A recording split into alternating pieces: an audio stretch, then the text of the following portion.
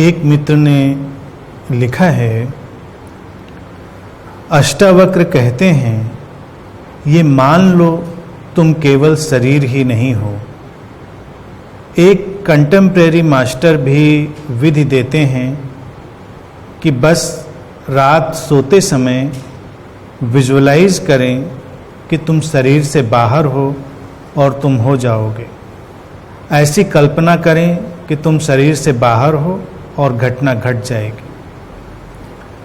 अब किसी के साथ ये वास्तविक अनुभव घट सकता है और वो अपने शरीर से बाहर होते देख सकता है अपने आप को, और कोई इसके हेलुसिनेशन को वास्तविकता मान भी सकता है। दोनों ही बोल सकते हैं कि घटा, दोनों की अपनी ही रियलिटी क्रिएट हो गई। एक ने माना, एक ने वास्तविकता को जाना। कैसे जाने रियल एक्सपीरियंस किसको हुआ, इस गुत्थी को सुलझाएं। जो वास्तविक है, रियल है, वो पहचान में आने से कभी चूकता नहीं। उसके अपने परिणाम हैं। अष्टावक्र कहते हैं कि तुम शरीर से इतना बंध गए हो कि तुमने अपने को शरीर ही मान लिया है, और अब ऐसा जानो कि तुम केवल शरीर ही नहीं हो, उसके आसक्ति से हटो। तो वस्तुतः अष्टावक्र शरीर से हटने के लिए नहीं कह रहे हैं, वो शरीर की आसक्ति से हटने के लिए कह रहे हैं। शरीर की आसक्ति हटेगी। जो हमने केवल शरीर में अपने को कन्फाइन कर लिया है, बिल्कुल अपने को उसी में सीमित कर लिया है। अब ये अनुभव जो पूछा कि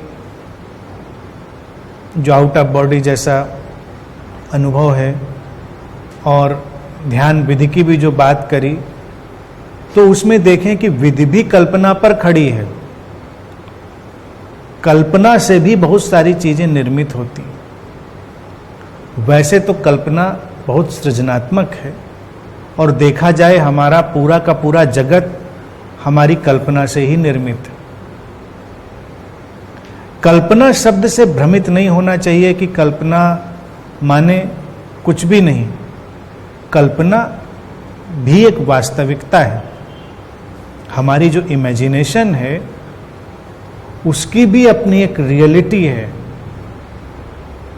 तो हम कल्पना के माध्यम से ही अपने पूरे जगत को रचने की क्षमता रखते हैं, और उसको रचते भी हैं। यहीं पर अष्टावक्र जो बात कह रहे हैं वो समझने की है कि और वो जो जगत है कल्पनाओं के माध्यम से, वो हमारी अपनी मान्यताओं से बना है। हमारी अपनी मान्यताओं के साथ ही हमारी कल्पनाएं सक्रिय होती। अब अगर इस शरीर से बाहर होने के अनुभव की ही बात करें विशेषतः, तो कैसे जाने कि ये वास्तविक है या नहीं? बहुत ही साधारण है। अगर शरीर से बाहर होने की घटना वास्तविकता में घट गई है, तो शरीर से आसक्ति एक निश्चित मात्रा में कम हो जाएगी, बिल्कुल कम हो जाएगी। और अगर वो हेलुसिनेशन है, व्यक्ति ने केवल अपनी एक मानसिक दुनिया रची है और वो घटना नहीं घटी, तो लाख उसको दिखाई दे रहा हो कि मैं शरीर से बाहर हो गया, लेकिन आसक्ति पर कोई फर्क नहीं पड़ेगा, और संभव है कि आसक्ति शरीर के प्रति और बढ़ जाए। जो बात हम जान लेते हैं वो हमें सहज बना देती, तर्क वितर्क का मुद्दा नहीं रह जाती, हम नॉर्मल हो जाते। तुम देखो कि लोग बहुत सारी बातों के तर्क वितर्क में लगे हैं, किसी बात को किसी को सिद्ध करना है, प्रमाणित करना है। लेकिन अगर सचमुच में घटी है तो मानसिक रूप से तो पहला यही परिणाम होगा कि तुम किसी बात को प्रमाणित करने या सिद्ध करने की चेष्टाओं से हट जाओगे, और परिणाम सामने होगा तुम्हारे। तो इसमें कोई अड़चन नहीं है, बिल्कुल भी सीधा साफ मामला है। जिस चीज को हम अभी ठीक ठीक नहीं जानते हैं वो हमारे लिए उलझन पैदा करती। धार्मिक जगत में ऐसी बहुत सारी बातें चलती हैं।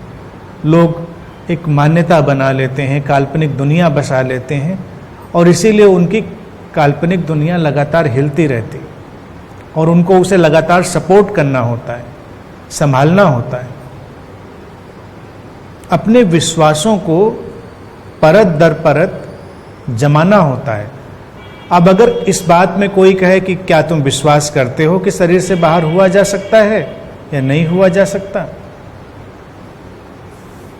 तुम्हारे लिए विश्वास का विषय नहीं है। अगर वो घट गया है, कोई लाख आकर तर्क दे तुमको कि नहीं ऐसा नहीं होता, ये सब हैलुसिनेशन है, तुम नॉर्मल रहोगे, सामान्य रहोगे। लेकिन अगर तुमने हैलुसिनेशन से उसको निर्मित किया है और कोई तर्क से उसको खंडित कर दे, तुम विचलित हो जाओगे, क्योंकि तुम्हारा अनुभव तो है नहीं।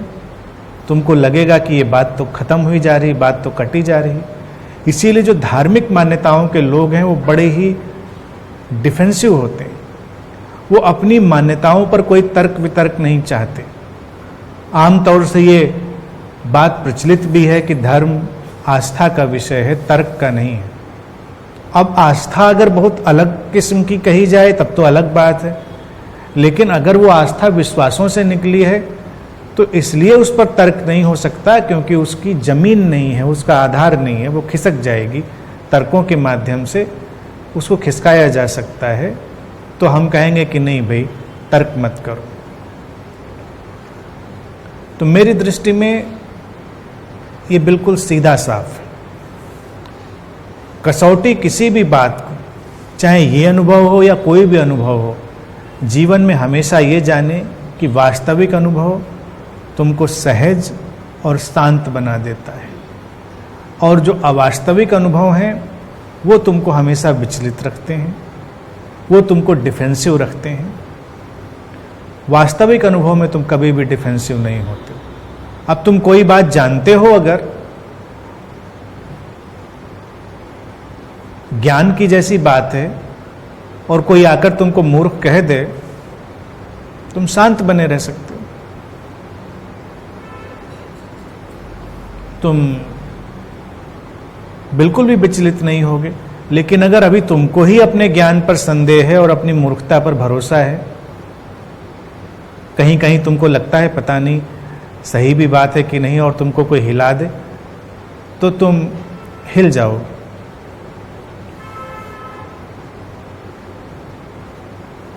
पहले मान्यता थी, देखो एक उदाहरण से समझें। धार्मिक मान्यता, क्योंकि धरती के ग्रह पर लोग रहते थे तो उनको लगता था कि यही सबसे महत्वपूर्ण जगह होनी चाहिए व्यक्ति के अहम के चलते हुए। तो वो ये मानते थे पुराने धर्म के लोग कि सब चांद तारे सूरज सब धरती की परिक्रमा करते। जब गैलीलियो ने अपने खोजों से ये बात जान ली कि नहीं, सूरज के चारों तरफ तो धरती घूमती और ये सब बड़ी ही अलग प्रक्रिया है, कोई प्लेनेट किसी धुरी पर घूमता है, कोई ऐसे, लेकिन मोटी बात यह कि सूरज के चारों तरफ पृथ्वी घूमती। पहले वो मानते थे कि सूरज घूमता है। तो जब उसने ये बात कही तो जो तात्कालिक धार्मिक लोग थे चर्च के, उन्होंने कहा ये गलत बात है और ये अधार्मिक बात है, ब्लास्फेमी है, कुफ्र है, तुम अधार्मिक बात कह रहे हो, ऐसा कैसे हो सकता है? हमारे शास्त्रों में, किताबों में लिखा है, हमारे महापुरुषों ने इसको लिखा है। अब महापुरुष भी हर बात को हमेशा जानते रहे, ऐसा जरूरी तो नहीं है। नई नई बातें जानी जाती रहती हैं समाज में। तो कहते हैं कि चर्च ने दबाव बनाया गैलीलियो के ऊपर कि भाई तुम इस बात का खंडन करो, लोगों में गलत मैसेज जा रहा है, लोग अधार्मिक हुए जा रहे हैं, तुम क्षमा मांगो और लिख कर दो कि नहीं ये मैं गलत हूँ। तो गैलीलियो ने लिख कर दे दिया। उसने कहा मैं बहुत शर्मिंदा हूँ, मैं क्षमा मांगता हूँ कि मैंने ये कहा कि धरती सूरज की तरफ घूमती, उसकी परिक्रमा करती है। जो पुराने शास्त्र कहते रहे कि सूरज ही परिक्रमा करता है वही सही होगा। लेकिन हमारे लिख देने से भी स्थिति में कोई अंतर नहीं पड़ने वाला।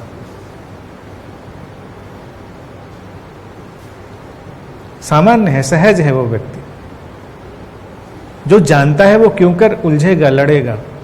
आउट ऑफ बॉडी या ऐसे मिस्टिकल एक्सपीरियंसेस, हेलुसिनेशन, इन सब के बीच में बड़ा कम फासला है और कसौटी बस यही है, तुम्हारी सहजता और तुम्हारे अंदर का एक गहरा भाव। जो वास्तविक है, रियल है, वो पहचान में आने से कभी चूकता नहीं, उसके अपने परिणाम हैं। अष्टावक्र कहते हैं कि तुम शरीर से इतना बंध गए हो कि तुमने अपने को शरीर ही मान लिया है, और अब ऐसा जानो कि तुम केवल शरीर ही नहीं हो, उसके आसक्ति से हटो। तो वस्तुतः अष्टावक्र शरीर से हटने के लिए नहीं कह रहे हैं, वो शरीर की आसक्ति से हटने के लिए कह रहे हैं। शरीर की आसक्ति हटेगी। जो हमने केवल शरीर में अपने को कन्फाइन कर लिया है, बिल्कुल अपने को उसी में सीमित कर लिया है। अब ये अनुभव जो पूछा कि जो आउट ऑफ बॉडी जैसा अनुभव है, और ध्यान विधि की भी जो बात करी, तो उसमें देखें कि विधि भी कल्पना पर खड़ी है। कल्पना से भी बहुत सारी चीजें निर्मित होती हैं। वैसे तो कल्पना बहुत सृजनात्मक है, और देखा जाए हमारा पूरा का पूरा जगत हमारी कल्पना से ही निर्मित है। कल्पना शब्द से भ्रमित नहीं होना चाहिए कि कल्पना माने कुछ भी नहीं। कल्पना भी एक वास्तविकता है। हमारी जो इमेजिनेशन है उसकी भी अपनी एक रियलिटी है। तो हम कल्पना के माध्यम से ही अपने पूरे जगत को रचने की क्षमता रखते हैं, और उसको रचते भी हैं। यहीं पर अष्टावक्र जो बात कह रहे हैं वो समझने की है कि और वो जो जगत है कल्पनाओं के माध्यम से, वो हमारी अपनी मान्यताओं से बना है। हमारी अपनी मान्यताओं के साथ ही हमारी कल्पनाएं सक्रिय होती। अब अगर इस शरीर से बाहर होने के अनुभव की ही बात करें विशेषतः, तो कैसे जाने कि ये वास्तविक है या नहीं? बहुत ही साधारण है। अगर शरीर से बाहर होने की घटना वास्तविकता में घट गई है, तो शरीर से आसक्ति एक निश्चित मात्रा में कम हो जाएगी, बिल्कुल कम हो जाएगी। और अगर वो हेलुसिनेशन है, व्यक्ति ने केवल अपनी एक मानसिक दुनिया रची है और वो घटना नहीं घटी, तो लाख उसको दिखाई दे रहा हो कि मैं शरीर से बाहर हो गया, लेकिन आसक्ति पर कोई फर्क नहीं पड़ेगा, और संभव है कि आसक्ति शरीर के प्रति और बढ़ जाए। जो बात हम जान लेते हैं वो हमें सहज बना देती, तर्क वितर्क का मुद्दा नहीं रह जाती, हम नॉर्मल हो जाते हैं। तुम देखो कि लोग बहुत सारी बातों के तर्क वितर्क में लगे हैं, किसी बात को किसी को सिद्ध करना है, प्रमाणित करना है। लेकिन अगर सचमुच में घटी है तो मानसिक रूप से तो पहला यही परिणाम होगा कि तुम किसी बात को प्रमाणित करने या सिद्ध करने की चेष्टाओं से हट जाओगे, और परिणाम सामने होगा तुम्हारे। तो इसमें कोई अड़चन नहीं है, बिल्कुल भी सीधा साफ मामला है। जिस चीज को हम अभी ठीक ठीक नहीं जानते हैं, वो हमारे लिए उलझन पैदा करती। धार्मिक जगत में ऐसी बहुत सारी बातें चलती हैं। लोग एक मान्यता बना लेते हैं, काल्पनिक दुनिया बसा लेते हैं, और इसीलिए उनकी काल्पनिक दुनिया लगातार हिलती रहती, और उनको उसे लगातार सपोर्ट करना होता है, संभालना होता है। अपने विश्वासों को परत दर परत जमाना होता है। अब अगर इस बात में कोई कहे कि क्या तुम विश्वास करते हो कि शरीर से बाहर हुआ जा सकता है या नहीं हुआ जा सकता, तुम्हारे लिए विश्वास का विषय नहीं है। अगर वो घट गया है, कोई लाख आकर तर्क दे तुमको कि नहीं ऐसा नहीं होता, ये सब हेलुसिनेशन है, तुम नॉर्मल रहोगे, सामान्य रहोगे। लेकिन अगर तुमने हेलुसिनेशन से उसको निर्मित किया है और कोई तर्क से उसको खंडित कर दे, तुम विचलित हो जाओगे, क्योंकि तुम्हारा अनुभव तो है नहीं। तुमको लगेगा कि ये बात तो खत्म हुई जा रही, बात तो कटी जा रही। इसीलिए जो धार्मिक मान्यताओं के लोग हैं वो बड़े ही डिफेंसिव होते हैं। वो अपनी मान्यताओं पर कोई तर्क वितर्क नहीं चाहते। आमतौर से ये बात प्रचलित भी है कि धर्म आस्था का विषय है, तर्क का नहीं है। अब आस्था अगर बहुत अलग किस्म की कही जाए तब तो अलग बात है, लेकिन अगर वो आस्था विश्वासों से निकली है तो इसलिए उस पर तर्क नहीं हो सकता, क्योंकि उसकी जमीन नहीं है, उसका आधार नहीं है, वो खिसक जाएगी। तर्कों के माध्यम से उसको खिसकाया जा सकता है। तो हम कहेंगे कि नहीं भाई, तर्क मत करो। तो मेरी दृष्टि में ये बिल्कुल सीधा साफ है। कसौटी किसी भी बात को, चाहे ये अनुभव हो या कोई भी अनुभव हो, जीवन में हमेशा ये जाने कि वास्तविक अनुभव तुमको सहज और शांत बना देता है, और जो अवास्तविक अनुभव हैं वो तुमको हमेशा विचलित रखते हैं, वो तुमको डिफेंसिव रखते हैं। वास्तविक अनुभव में तुम कभी भी डिफेंसिव नहीं होते। अब तुम कोई बात जानते हो, अगर ज्ञान की जैसी बात है और कोई आकर तुमको मूर्ख कह दे, तुम शांत बने रह सकते हो। तुम बिल्कुल भी विचलित नहीं होगे। लेकिन अगर अभी तुमको ही अपने ज्ञान पर संदेह है और अपनी मूर्खता पर भरोसा है, कहीं कहीं तुमको लगता है पता नहीं सही भी बात है कि नहीं, और तुमको कोई हिला दे तो तुम हिल जाओगे।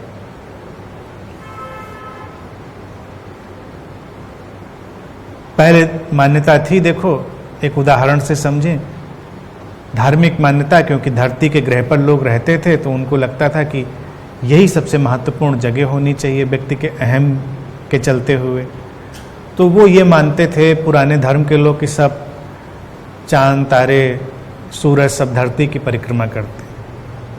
जब गैलीलियो ने अपने खोजों से ये बात जान ली कि नहीं, सूरज के चारों तरफ तो धरती घूमती, और ये सब बड़ी ही अलग प्रक्रिया है, कोई प्लेनेट किसी धुरी पर घूमता है, कोई ऐसे, लेकिन मोटी बात यह कि सूरज के चारों तरफ पृथ्वी घूमती। पहले वो मानते थे कि सूरज घूमता है। तो जब उसने ये बात कही तो जो तात्कालिक धार्मिक लोग थे चर्च के, उन्होंने कहा ये गलत बात है और ये अधार्मिक बात है, ब्लास्फेमी है, कुफ्र है, तुम अधार्मिक बात कह रहे हो, ऐसा कैसे हो सकता है? हमारे शास्त्रों में, किताबों में लिखा है, हमारे महापुरुषों ने इसको लिखा है। अब महापुरुष भी हर बात को हमेशा जानते रहे, ऐसा जरूरी तो नहीं है। नई नई बातें जानी जाती रहती हैं समाज में। तो कहते हैं कि चर्च ने दबाव बनाया गैलीलियो के ऊपर कि भाई तुम इस बात का खंडन करो, लोगों में गलत मैसेज जा रहा है, लोग अधार्मिक हुए जा रहे हैं, तुम क्षमा मांगो और लिख कर दो कि नहीं ये मैं गलत हूँ। तो गैलीलियो ने लिख कर दे दिया। उसने कहा मैं बहुत शर्मिंदा हूँ, मैं क्षमा मांगता हूँ कि मैंने ये कहा कि धरती सूरज की तरफ घूमती, उसकी परिक्रमा करती है। जो पुराने शास्त्र कहते रहे कि सूरज ही परिक्रमा करता है वही सही होगा, लेकिन हमारे लिख देने से भी स्थिति में कोई अंतर नहीं पड़ने वाला।